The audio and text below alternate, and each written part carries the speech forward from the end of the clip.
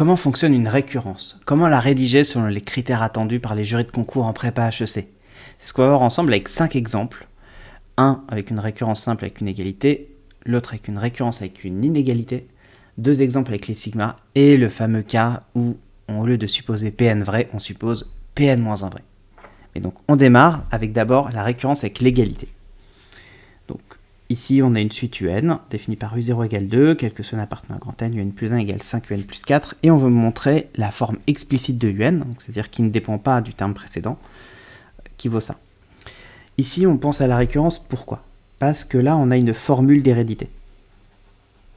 En fait, quand on a une formule d'hérédité, c'est-à-dire une relation entre un terme et son précédent, et qu'on veut une forme explicite, on s'oriente vers la récurrence. Donc comment on rédige tout ça? Je pose d'abord pour tout n appartenant à grand N la proposition que je veux montrer. Ça c'est important de la poser, c'est clair, ça vit bien le truc. Ça c'est la rédaction que j'ai faite au concours, et qui me permet d'avoir 20, et que les élèves font, donc c'est une très bonne rédaction.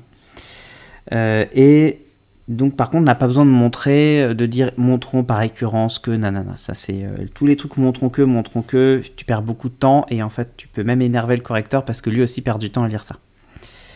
Tout ce que je marque ici, là, ce doc là, tu peux le télécharger gratuitement, il y a le lien dans la description, donc tu peux regarder la vidéo tranquillement et après télécharger le doc. Donc je démarre par l'initialisation. L'initialisation c'est d'abord montrer que P0 est vrai. Sur mon brouillon, je peux écrire ce que c'est que P0 pour savoir ce que je dois montrer. P0, je remplace tous les n par 0. Donc ici, ça me fait, je veux montrer que U0, il vaut 3 fois 5 puissance 0 moins 1. Donc je dis, ok, 3 fois 5 puissance 0 moins 1, ça fait quoi? Ça fait 3 fois 1 moins 1. C'est important de détailler pour montrer que tu ne fais pas juste marquer 3 fois 5 puissance 0 moins 1 égale U0 directement, donc P0 est vrai, parce que le correcteur va penser que tu le bullshit. Donc il faut bien montrer que tu as fait le détail. Égale 2, ah bah tiens, ça tombe bien. C'est justement ce que nous avait dit dans l'énoncé.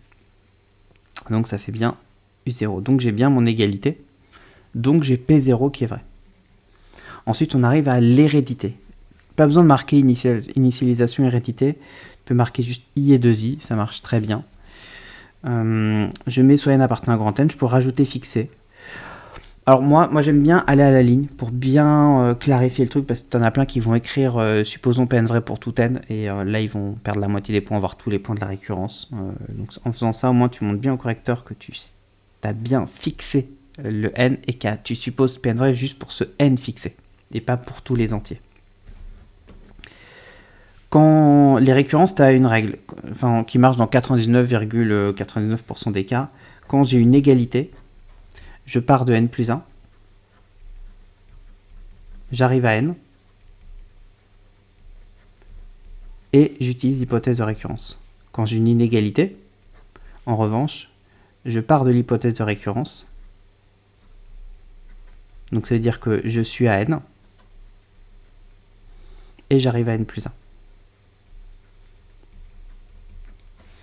Ici, donc, je pars de n plus 1, donc de un plus 1, et j'utilise la définition qu'on m'a donnée ici, qui permet de passer à 5un plus 4.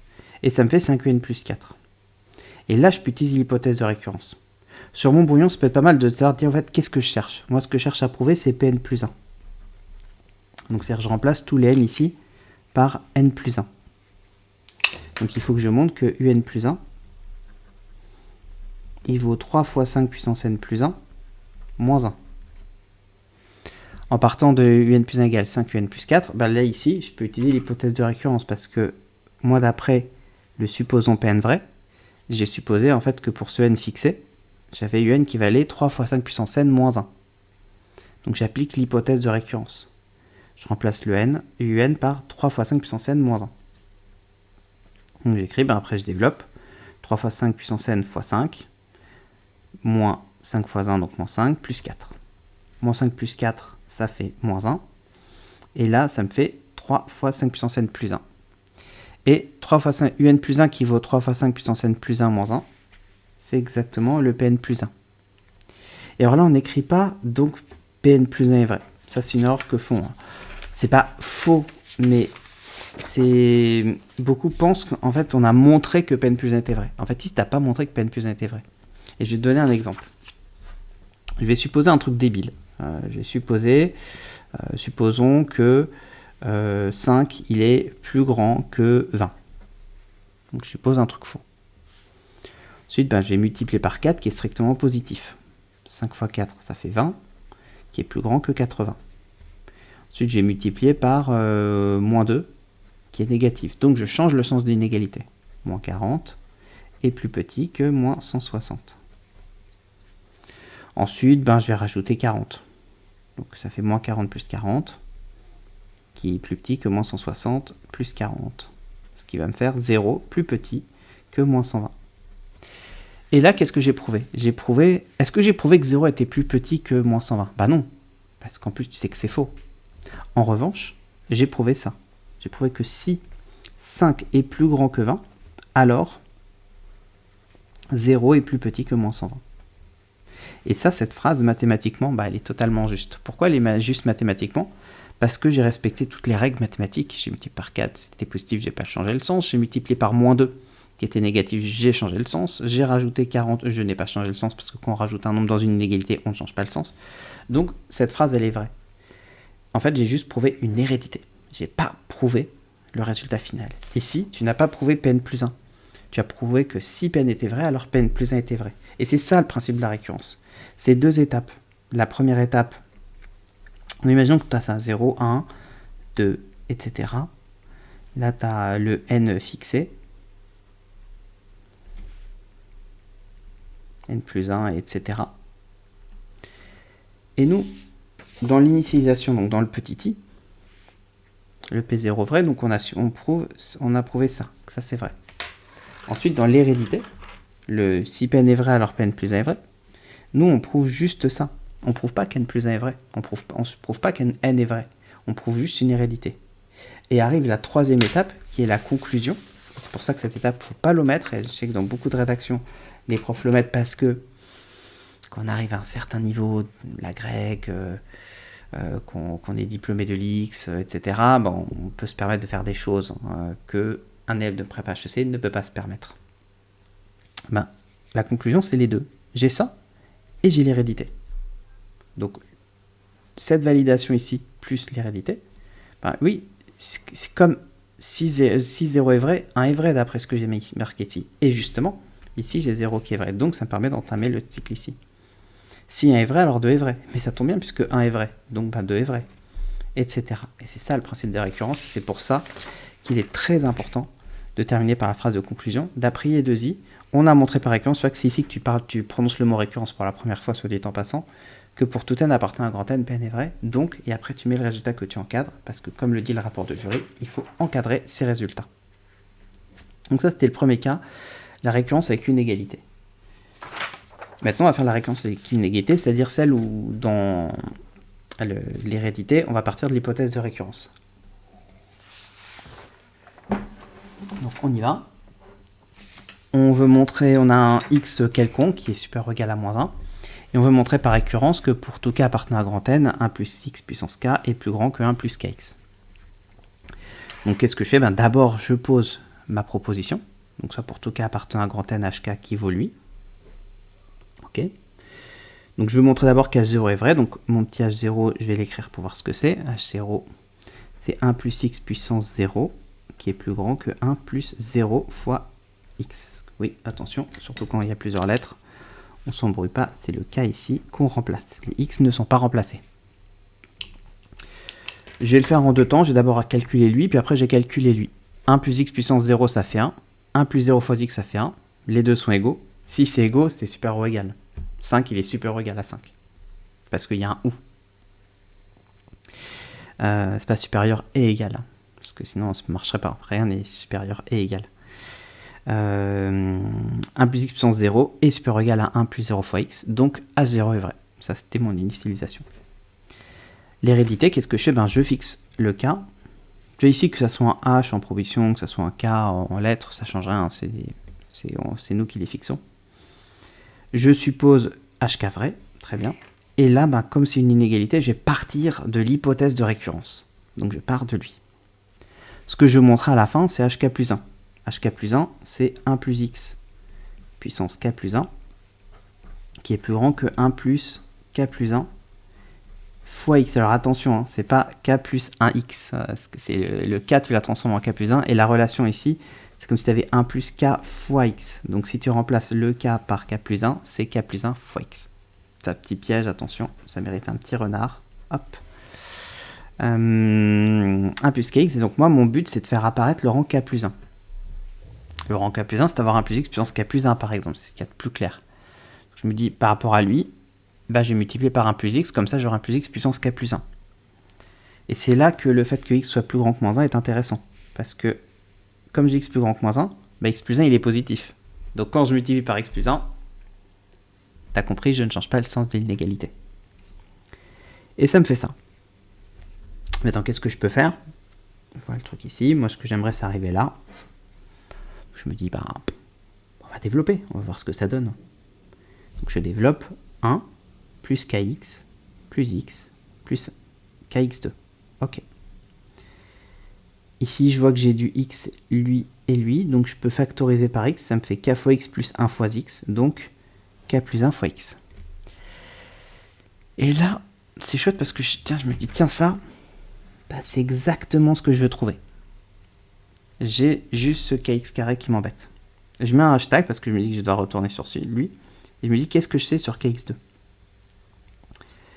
Moi, je viens de trouver que moi, je voulais a plus grand que b, et je vais en fait montrer que a était plus grand que b plus c. Petite ruse importante, petit renard.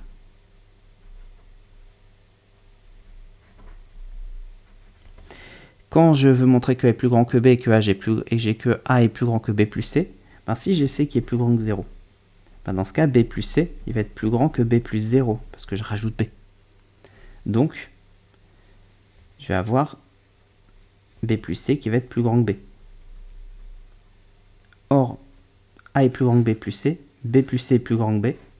Par transitivité, j'ai a qui va être plus grand que b. Transitivité. Et c'est ce qu'on fait ici. Donc, je vais partir du kx carré. Ben, comme k est positif et comme x carré est positif, kx carré est supérieur ou égal à 0. Ça, c'est en fait lui. Et je rajoute le k plus 1x. Donc, le même 1 plus k plus 1x. 1 plus k plus 1x plus le kx au carré, il va être plus grand que 1 plus k plus 1x plus 0. Ce qui fait que je vais avoir 1 plus k plus 1, donc je vais avoir du coup lui qui est plus grand que lui. Et j'ai ça, ici c'est mon b plus c. Ici c'est mon b plus c qui est plus grand que b. Donc par transitivité, a est plus grand que b. Et j'écris, on a par transitivité avec le hashtag 1 plus x puissance k plus 1 qui est plus grand que 1 plus k plus 1x. Et je ne sais pas pourquoi je l'ai réécrit d'ailleurs, que si j'ai ce qu'on voulait, c'est notre hk plus 1. Et donc j'écris, donc si hk est vrai, alors hk plus 1 est vrai. On n'oublie pas la conclusion, petit 3i, d'après i et 2i, donc d'après... En fait, c'est ça l'intérêt d'avoir posé d'ailleurs i et 2i plutôt que initialisation et hérédité, c'est que tu gagnes quelques secondes, tu dis pas d'après l'initialisation et l'hérédité, tu dis pas d'après i et 2i, on a montré par récurrence que pour tout cas appartenant à grand N, hk est vrai. Donc, et puis j'encadre quel que soit k appartenant à N, toujours mettre le quantificateur, j'encadre le résultat et c'est nickel. Maintenant, on va voir les cas avec sigma. Ça, grand classique. Alors ça, c'est pas facile, accroche-toi, mais bon, tu pourras évidemment bien le refaire une fois que tu auras téléchargé le doc, donc t'inquiète pas. Je vais montrer par récurrence ça. Grand classique à l'EDEC. Rondi adore le balancer, que ce soit en maths appliquée, en maths pro. Je sais pas s'il le balance à l'ESCP en ECT, mais bon, c'est un grand classique. Je vais montrer ça par récurrence. Attention, cette fois, c'est une récurrence qui démarre à 2. Donc ici, le premier step, ça ne va pas être de montrer que P0 est vrai, ça va être de montrer que P2 est vrai. P2, c'est qui? Là, toujours ce qui est bien sur ton brouillon ou sur ton doc, tu mets bien tous les n au stabilo, comme ça, tu n'oublies rien. Et tu ne cours pas dans le remplacement.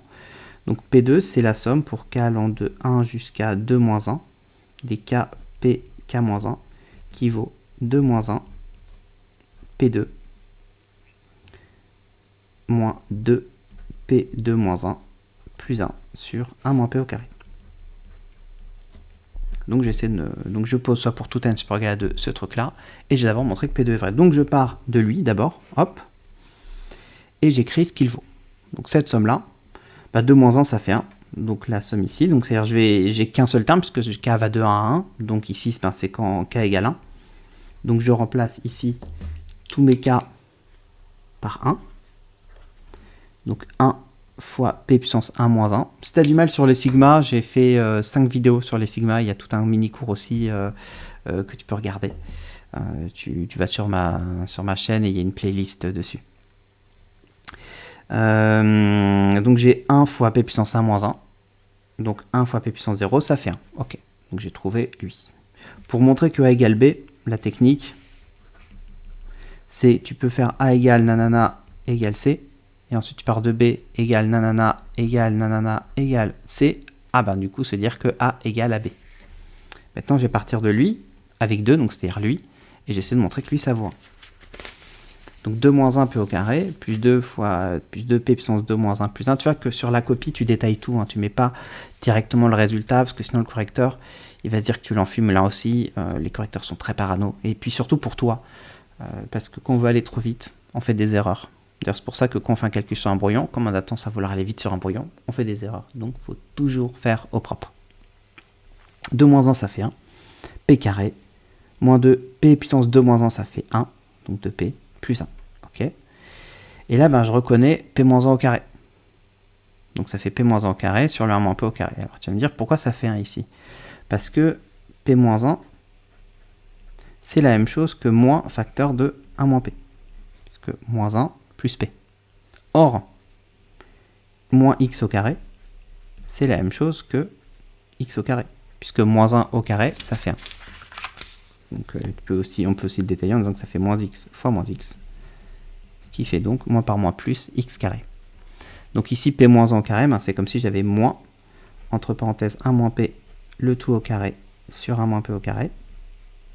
Et donc 1 moins p au carré sur 1 moins p au carré, qui fait 1. Et donc on retrouve le lui qui valait 1. Donc P2 est vrai. Donc là, nickel. On arrive au truc intéressant sur la récurrence. Donc je fixe soit n supérieur égal à 2 un entier naturel fixé. Supposons Pn vrai, comme d'hab. Hein. J'écris sur mon brouillon, c'est quoi Pn plus 1 ? Donc Pn plus 1, c'est la somme pour k allant de 1 jusqu'à n plus 1 moins 1, des k, p, k moins 1, qui vaut n plus 1 moins 1, Pn plus 1, moins n plus 1, Pn plus 1 moins 1 plus 1, sur 1 moins p au carré. Et je peux écrire ce que ça vaut, comme ça je visualise vraiment le truc. N plus 1 moins 1, ça fait n, donc ça fait n Pn plus 1, moins n plus 1 Pn plus 1, sur 1 moins p au carré. Hop, tranquille. Donc c'est ça que je veux trouver. Et comment on fait pour ça? Quand tu as une récurrence avec une somme, là ici c'est un peu délicat parce que la somme va jusqu'à n-1. Mais tu vas, imaginons que la somme démarre à aller jusqu'à n. Tu pars de 1 jusqu'à n plus 1, par exemple des uk, tu sors le terme en n plus 1, et tu arrives ici comme uk, et ça c'est ce que tu avais supposé, c'est ce que tu as dans ton hypothèse de récurrence. Donc ici, tu vois que je veux partir de n plus 1 moins 1. Donc mon but est de partir de la somme pour 2k allant de 1 jusqu'à n des k pk moins 1. Et je vais écrire ça avec le terme en k égale n, plus la somme pour k allant de 1 jusqu'à n moins 1 des k pk moins 1. Et cette somme-là, d'après l'hypothèse de récurrence, je sais qu'elle vaut là. Donc je pourrais utiliser l'hypothèse de récurrence. Donc c'est ça, toujours quand tu as une technique avec la récurrence avec le sigma, faut le lien, parce que tu vois qu'ici, le lien entre n plus 1 et un était très simple. Ici, le lien entre k plus 1 et k, c'était un produit. Là, ici, le lien, c'est une somme avec le terme qu'on a rajouté. Donc, je pars de lui. Je sépare ici le terme en k égale n. Donc, n fois pn moins 1. Et là, j'arrive sur lui, dont je sais l'hypothèse de récurrence, et donc je remplace ici. Très bien. Là, je vois ça, je me dis, waouh, ça va être chaud. Et c'est fait partie des très rares cas où c'est pas mal de regarder ce qu'on a à la fin. Notamment pour voir les points communs. Je vois qu'ici, ce que je veux obtenir, c'est quelque chose sur 1 moins p au carré. Donc je sais que fatalement, je vais devoir avoir mon dénominateur. Donc ce npn-1, il faudra que je le mette sur 1 moins p au carré. Donc je peux écrire aussi, ici, voilà, 1 moins p au carré sur 1 moins p au carré. Et comme ça, je mets tout au même dénominateur. Et ce 1 moins p au carré fois np-1, c'est ce que j'ai ici. Et alors là, j'utilise une technique aussi que j'aime bien. Ça, c'est une petite ruse que j'avais inventée. Enfin, inventée, grand mot. Quand j'étais en prépa. Quand tu as A sur B, d'après le cours de 5e, 6e, je sais plus, c'est la même chose que A fois 1 sur B. Donc, parfois, le 1 sur B, en fait, les dénominateurs, souvent, on s'en fout d'ailleurs. C'est très le cas d'ailleurs quand tu as U'(V moins V'(U) dans les dérivés sur V carré. Tu as un calcul de ouf ici, et tu dois le faire sur un petit morceau, alors que tu as le dénominateur là qui prend la moitié de la place. Donc autant l'écrire 1 sur V carré fois, et là tu as toute la place. Et là, comme je sens que le calcul, ça va être une galère de ouf, bah, je vais faire ça. Je vais mettre tout sur 1 moins p au carré. Et lui, tu vois, je l'écris tranquillement, donc moi, je recopie le machin ici. Résistons à une tentation, celle de développer ça. Aucun intérêt, puisque qu'est-ce qu'on va avoir à la fin? Pn plus 1, Pn tout seul. Donc, j'ai pas intérêt à développer le Pn, au contraire, je veux factoriser tous les Pn ensemble et je veux factoriser tous les Pn plus 1 ensemble. Donc ce que je dois développer, c'est plutôt lui. Comme ça, à la fin, j'aurai des P puissance quelque chose qui vont pouvoir bien se simplifier. Donc, 1 moins P au carré, j'utilise l'identin marquable, 1 au carré, moins 2P plus P au carré. Ensuite, je développe npn-1, moins 2n, pn-1 fois P, ça fait Pn. Pn-1 fois P carré, ça fait Pn plus 1. Donc ici, ça me fait plus npn plus 1. Et j'ai le truc ici, pour l'instant, qui n'a pas bougé. Et là, maintenant, je peux dire, qu'est-ce que j'ai en commun? Je mets les n-1, c'est lui. Et je vois qu'il se simplifie, puisque c'est la même chose. Pouf, pouf, tranquille. Je regarde qui sont les Pn. Il y a lui et il y a lui. Donc je peux factoriser. Et les Pn plus 1, c'est lui. Hop. Donc j'ai le plus 1 qui est à part, le npn plus 1 ici, ça tombe bien, c'est le npn plus 1 et le 1, c'est ce que je voulais, il ne me reste plus qu'à faire que le pn. Le pn, il y a la factorisation, donc ça fait moins 2n plus n moins 1, moins 2n plus n moins 1. Moins 2n plus n, ça fait moins n, donc j'ai moins n moins 1 fois pn. Là, je peux factoriser par moins 1, et ça me fait moins facteur de n plus 1 pn. Et c'est exactement ce que je voulais ici. Mais je vais l'écrire sous cette forme-là pour montrer au correcteur. Voilà, j'explicite bien dans la forme ici. Donc ici, mon npn plus 1, je l'écris n plus 1 moins 1. Pn plus 1, comme ça. Et pareil, le pn, je l'écris bien n plus 1 moins 1. Comme ça, on visualise bien ici le n plus 1, le n plus 1, le n plus 1, le n plus 1. De même qu'ici, on avait visualisé le n plus 1. Et donc j'ai bien ma forme que je voulais avec le proposition en n plus 1. Je conclus. Donc si Pn est vrai, alors Pn plus 1 est vrai. Et d'après Yedosi, on a montré par récurrence que pour tout entier n supérieur ou égal à 2, Pn est vrai. Donc, et j'encadre le résultat. C'est normal que tu trouves ça dur, c'est un exo pas simple, mais voilà. Dans le cas d'une vidéo, je peux mettre des... Tant qu'à faire, autant mettre un exemple un peu dur aussi, c'est sympa.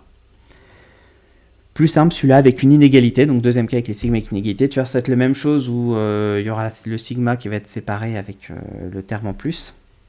Et je vais montrer par récurrence ça. C'est pour tout n appartenant à un grand N, donc je m'écris ce que c'est que le H0. Donc je pose au début, soit pour tout n appartenant à un grand N, Hn qui vaut la somme des k factoriels de 0 à n plus petit que n plus 1 factoriel. Et je vais marquer ce que c'est qu'H0 déjà sur mon brouillon. Donc c'est la somme pour k allant de 0 à 0 des k factoriels. Et je vais montrer que c'est plus petit que 0 plus 1 factoriel. Je vérifie que j'ai bien fait les bons trucs en surlignant les n. Effectivement, 0, 0, tout va bien. Donc je calcule cette somme-là, pour dire combien elle fait. Ben, c'est le terme en k égale 0, hein, il n'y a qu'un seul terme. 0 factoriel, d'après le cours, c'est 1, parce que l'élément neutre du produit, c'est 1. Je calcule le 0 plus 1 factoriel, ça me fait un factoriel qui lui aussi vaut 1. Donc j'ai bien l'inégalité. Donc H0 est vrai. Ensuite, je fixe donc le petit 2i, soit k appartenant à grand N fixé, supposons HK vrai, classique. Et là, comme c'est une inégalité, ben, je pars de l'hypothèse de récurrence. Donc cette somme-là. Enfin, cette inégalité-là. Je prends mon brouillon et je me dis, ok, qu'est-ce que je dois montrer? Je dois montrer Hn plus 1 vrai. Donc c'est-à-dire que je dois montrer que la somme, pour k allant de 0 jusqu'à n plus 1, des k factoriels, ça va être plus petit que n plus 1 factoriel. Donc ce que je vais vous montrer, c'est que cette somme-là, en fait, elle est plus petite que n plus 2 factoriel. Comment je dois faire? Le lien qu'on a dit dans les sommes, c'est le terme en plus. Donc mon lien, c'est que j'ai cette somme-là, qui vaut en fait le terme en k égale n plus 1, donc n plus 1 factoriel, plus cette somme-là, dont je connais l'hypothèse de récurrence. Sauf qu'attention, c'est une inégalité que j'ai. Donc je vois qu'ici, ben, j'ai lui. Cette somme-là, ben, simplement, c'est lui. Qu'est-ce que je vais faire? Ben, je vais rajouter le n plus 1 factoriel des deux côtés. Donc ici, je vais mettre n plus 1 factoriel plus lui. Et donc ça va être plus petit que n plus 1 factoriel plus n plus 1 factoriel. Quand j'ai a plus petit que b, ben, a plus c, il va être plus petit que b plus c. Aucun critère pour ajouter le c. Il peut être nul, on s'en fout. Négatif, etc. Donc j'attaque. Ok, lui est plus petit que lui. Je vais rentrer le terme en k égale n plus 1 dans la somme. Donc à gauche, j'ai ce que je veux. Par contre, à droite, j'ai 2 fois n plus 1 factoriel. J'ai pas n plus 2 factoriel. On me dit, mince, j'ai encore un truc à travailler là-dessus. J'ai a qui est plus petit que b. Or, moi, je vais vous montrer que a est plus petit que c. Donc, qu'est-ce que je fais? Ben, si j'arrive à montrer que b il est plus petit que c, ben, forcément, par transitivité, j'aurai a qui est plus petit que c. Donc, je vais partir de c, puisque je ne vois pas comment partir de b, et je vais voir ce qu'il vaut. Ben, n plus 2 factoriel, c'est qui?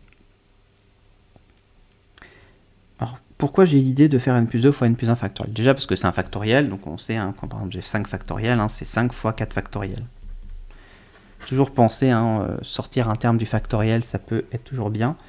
Or moi, je veux l'écrire en fonction du n plus 1 factoriel, puisqu'ici j'ai une écriture avec n plus 1 factoriel. C'est ça qui me donne l'idée de sortir le n plus 2. Donc c'est n plus 2 fois n plus 1 factoriel. Et là, je dis, tiens, j'ai un 2. Alors là, j'ai un 2. Et j'ai un fois. Donc je développe n fois n plus 1 factoriel plus 2 fois n plus 1 factoriel. Et je retrouve comme tout à l'heure. Ici, ben, j'ai le terme que je veux. Mais j'ai un mec en plus qui est positif. Donc je pars du mec qui est positif, n fois n plus 1 factoriel, comme les deux sont positifs, ben le produit des deux est positif. Tu vois que je précise tout, hein. Toujours préciser tout au concours, c'est important. Et puis ça montre au correcteur que tu es quelqu'un de carré, de rigoureux, que tu as l'esprit analytique, c'est quand même quelque chose qui est recherché chez les étudiants d'école de commerce, parce qu'un manager doit avoir cet esprit analytique, ce qui va le différencier d'un littéraire. Par rapport à un ingénieur qui va être focus sur la tâche, toi tu es censé avoir justement cette hauteur, cette prise de vue, cette capacité de décision, cette capacité de manager. Donc je pars 0 plus petit que lui et je rajoute des deux côtés, ici donc 0 plus lui, et je me retrouve ici à droite avec ce terme-là qui vaut en fait le n plus 2 factoriel. Donc là j'ai mon b plus petit que c. Et comme mon dièse ici c'était a qui était plus petit que b, a plus petit que b plus petit que c. Donc ici ben, j'ai a plus petit que b, plus petit que c. Et donc par transitivité, ben, j'ai a qui est plus petit que c. Et ça, c'était... Alors j'aurais pu écrire n plus 1 factoriel, comme sous cette forme-là. Je ne l'ai pas fait, mais j'aurais pu, ça aurait été mieux même. Donc si Hn est vrai, alors Hn plus 1 est vrai. Et donc j'ai conclu mon hérédité, mais je n'ai pas conclu ma récurrence, donc je dois faire un 3i, d'après et 2i. On a montré par récurrence que pour tout n appartenant à grand n, Hn est vrai. Donc j'ai ça. Ça, c'était voilà, les deux exemples avec la somme. Maintenant, on va voir un cas un peu plus complexe, la récurrence avec n-1.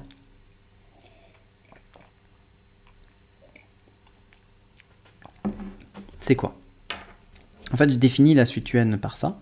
Et tu vois que ma suite UN, c'est pas UN plus 1 en fonction de UN, c'est UN en fonction de UN moins 1. Et en plus, j'ai un N ici. Donc, bon, il se passe un truc. Les N sont là. Je vais montrer, pour tout N, UN est plus petit que 2 puissance N. Donc, on se dit, ok, j'ai une relation d'hérédité ici, puisque j'ai un terme en fonction du précédent. Et je vais montrer une forme explicite, donc ça m'oriente vers la récurrence. On va faire dans la méthode classique. Je pose un Pn, UN plus petit que 2 puissance N. Donc,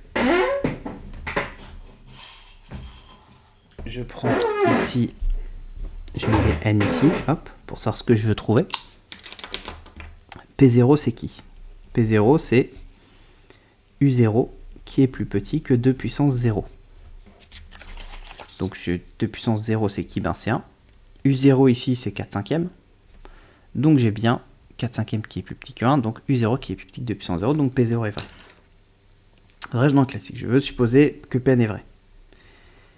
Cette formule-là, c'est pour tout N appartient à une étoile. Je peux l'écrire avec K. Parce que c'est une variable. Quand j'ai quel que soit, c'est une variable muette. Donc je peux dire quel que soit K appartient à une étoile. J'ai UK qui vaut 2UK-1 moins 1 sur K. Parce que moi je suppose Pn vrai. Donc par hypothèse de récurrence, j'ai UN qui est plus petit que 2 puissance N. Mais moi je veux UN plus 1. Là ça m'embrouille avec les N et UN plus 1, donc c'est pour ça que je passe par K. Si je veux N plus 1, ça veut dire que je veux ici le faire avec K qui vaut N plus 1. K appartient à une étoile, donc si K vaut N plus 1, c'est-à-dire que N plus 1 égale K, donc N égale K moins 1, et comme K appartient à une étoile, donc K est supérieur ou égal à 1, ça veut dire que K moins 1, il est plus grand que 0, donc c'est pour N qui est supérieur ou égal à 0. C'est pour ça qu'ici, quand je fais soit N appartenant à grand N, supposons Pn vrai, et que je vais appliquer une formule, je pourrais le faire avec N qui appartient à grand N, parce qu'ici, ça marchera pour N supérieur ou égal à 0. Je remplace ici les K par N plus 1. Hop. Donc ça me donne que j'ai UN plus 1 qui vaut 2. N plus 1 moins 1, ça fait 2 UN. Sauf qu'ici, attention, bah oui, j'avais un K ici, que je devais remplacer par N plus 1 également. Moins 1 sur N plus 1. Donc j'ai cette formule-là. Sauf que là, elle marchait pour les N étoiles, parce que ici, il fallait que le N-1 soit plus grand que 0 pour que ça marche. Parce que ça démarre à U0. Donc N-1 plus grand que 0, c'est N plus grand que 1. Mais là, ici, pour que ça marche, il faut qu'il soit plus grand que 0. Aussi pour ne pas diviser par 0, soit dit en passant. Mais là, ben, tout va bien. Il faut que ça marche avec U0, tranquille, et ça. Alors tu vas me dire, ça a l'air de t'embrouiller. On va voir. Prenons une feuille. Et ça va te clarifier ce que c'est qu'avec ces indices. Moi, j'ai pour tout N appartenant à une étoile, UN, qui est égal à 2 UN moins 1, moins 1 sur N. Et je vais l'appliquer, on va faire pour N égale 1, N égale 2, et N égale 3. Ici, ça me fait U1, qui vaut 2 U1 moins 1, moins 1 sur 1. Ici, ça me fait U2, qui vaut 2 U2 moins 1, moins 1 sur 2. Et là, ça me fait U3 qui vaut 2 fois U3 moins 1, moins 1 sur 3. Si je recopie ces égalités, ça me fait U1 qui vaut 2 U0, moins 1 sur 1. U2 qui vaut 2 U1, moins 1 sur 2. U3 qui vaut 2 U2, moins 1 sur 3. Ici, si je considère que N égale 0, je me retrouve avec la forme UN plus 1, puisque ça fait 0 plus 1,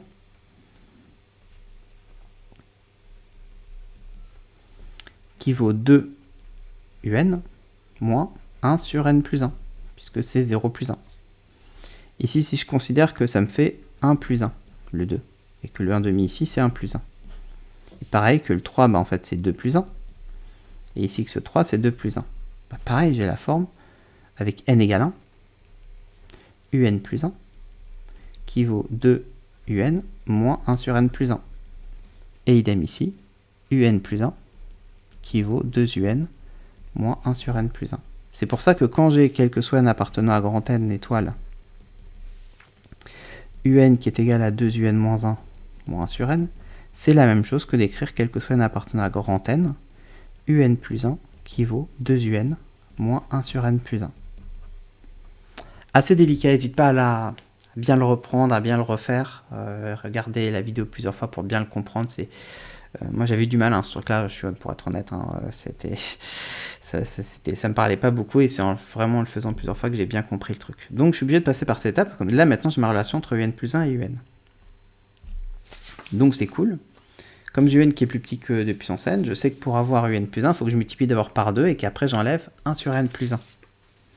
Donc je multiplie par 2 qui est strictement positif, 2 fois un plus petit que 2 fois 2 puissance n. Je rajoute le moins 1 sur n plus 1, 2 fois un moins 1 sur n plus 1 égale lui. Par définition de un plus 1, donc je remplace lui par un plus 1, et j'ai ça. Sauf que moi je voulais 2 puissance n plus 1 tout seul. Tu commences à avoir l'habitude maintenant, tu dis lui, comment il est négatif, moins 1 sur n plus 1. Donc en fait c'est quoi? Comme j'ai moins 1 sur n plus 1 qui est négatif, si je rajoute 2 puissance n plus 1, ça fait 2 puissance n plus 1 moins 0. Donc lui, il est plus petit que lui. Un nombre moins un nombre moins un autre nombre, c'est plus petit que le nombre de départ. Si le nombre qu'on déduit était positif. Parce que on rajoute en fait un nombre négatif qui est moins 1 sur n plus 1. Donc lui, en fait, il est plus petit que 2 puissance n plus 1. Donc par transitivité, A plus petit que B, B plus petit que C, ça me fait A qui est plus petit que C. Donc si Pn est vrai, alors Pn plus 1 est vrai. D'après les déduction, on a montré par récurrence que pour tout n appartenant à grand N, Pn est vrai. Donc, tac. Tu vas me dire, ça ressemble un peu à ce qu'on a fait. Quel rapport avec le n-1? Parce que ici, en fait, j'ai supposé Pn vrai, ce qui m'a obligé à changer cette formule. Est-ce qu'on ne pouvait pas ne pas changer cette formule? Et oui, on pouvait le faire. Comment on pouvait le faire? Le principe de la récurrence, c'est quoi? Ici, j'ai 0, ici, j'ai 1, ici, j'ai 2, ici, j'ai 3, je fixe un n, ça me fait n plus 1, tac. Et je montre une hérédité. Ce n, il est fixé. Maintenant, on a vu tout à l'heure que ici, n et n plus 1, ça n'avait pas d'impact. Ce qu'il fallait, c'est que ça soit un truc quelconque. Si au lieu de fixer un n, si au lieu de supposer Pn vrai, je supposais Pn moins 1 vrai, et que j'aboutissais à un Pn vrai, j'ai quand même le truc ici. En revanche, pour que ça marche, il faut que derrière, quand je redémarre à 0, là, ça marche également. Donc quand je suis ici pour supposer Pn vrai, pour que ça marche, à la fin dans ma conclusion, il fallait que ce n-là, on puisse l'utiliser avec 0, pour faire, ok, P0 est vrai, donc P1 est vrai. Donc soit n appartenant à grand N, supposons Pn vrai. Pour ça, il faudrait qu'ici, que je puisse dire, ok, n-1 c'est 0. Pour que n-1 c'est 0, il faut que n-1 soit plus grand que 0, donc que n soit plus grand que 1. Donc je démarre de la même chose, ici mon initialisation, sauf que cette fois, je vais supposer Pn-1 vrai, mais pour un n qui appartient à une étoile. Et je précise bien, tu vois, n-1 plus grand que 0, donc ça colle avec mon initialisation. Pour la suite, ça sera bon. Je suppose Pn-1 vrai, j'ai montré que Pn est vrai. Je démarre de la même façon, par hypothèse de récurrence, un-1 est inférieur ou égal à 2 puissance n-1. Et là, je vais pouvoir utiliser cette formule directement. Je multiplie par 2 et j'enlève 1 sur n. Je multiplie par 2 qui est strictement positif. J'enlève 1 sur n. Là, je reconnais un. Et là, j'ai la même technique que tout à l'heure. 2 puissance n-1, il est plus petit que 2 puissance n parce que 1 sur n est positif, donc moins 1 sur n est négatif. Donc, par transitivité, d'après hashtag, j'ai un qui est plus petit que 2 puissance n. Donc, si Pn-1 est vrai, alors Pn est vrai. Et on conclut de la même façon. D'après Edesi, on a montré par récurrence que pour tout n, Pn est vrai. Donc, on a montré pour tout n, appartenant à grand n, que Pn est vrai. Parce que ici, on l'a vu pour 0. Et donc, comme on a une hérédité, c'est vrai pour 1. Comme on a une hérédité, c'est vrai pour 2, etc. Donc, c'est exactement le même principe. C'est juste une question de notation. Pour ça, moi, ce que je te conseille, c'est toujours de te dire, quand tu vas utiliser cette méthode, alors peut-être au début de première année, c'est un peu chaud, mais habitue-toi parce que ça peut tellement t'alléger les calculs, parce que là, c'était pas très compliqué à changer, mais parfois, tu as des calculs de ouf. Si tu vas changer les indices, tu te prends la tête pour rien. Tu dis, ok, ben moins n-1, il doit être comment? Il doit être plus grand ici que 0 parce que c'est P0 vrai, donc il faudrait que je prenne n qui est plus grand que 1. Imaginons qu'on avait fait tout à l'heure avec le P2, il aurait fallu que le n-1 soit plus grand que 2 et donc que le n soit plus grand que 3. Donc tu aurais supposé Pn-1 vrai pour un n plus grand que 3. Et on a donc la conclusion qu'on encadre ça. Bon, alors c'était un peu dense, on a couvert vraiment tous les principes de la récurrence simple en prépa HEC. Alors tu vas me dire, ouais, il y a la récurrence double, très bien. Et donc la récurrence double, c'est ce qu'on fera sur la prochaine vidéo. Parce que ce cours-là, c'est issu d'un cours d'une 50aine de pages où je prends tous les raisonnements logiques, que ce soit les raisonnements par récurrence simple, récurrence forte, le raisonnement par analyse-synthèse, le raisonnement par l'absurde, le raisonnement par contraposé, etc. Donc tu peux télécharger ce doc de 50 pages, c'est gratuit, avec le lien dans la description, et comme ça tu peux voir déjà tous les exercices, et sinon les autres vidéos vont venir au fur et à mesure.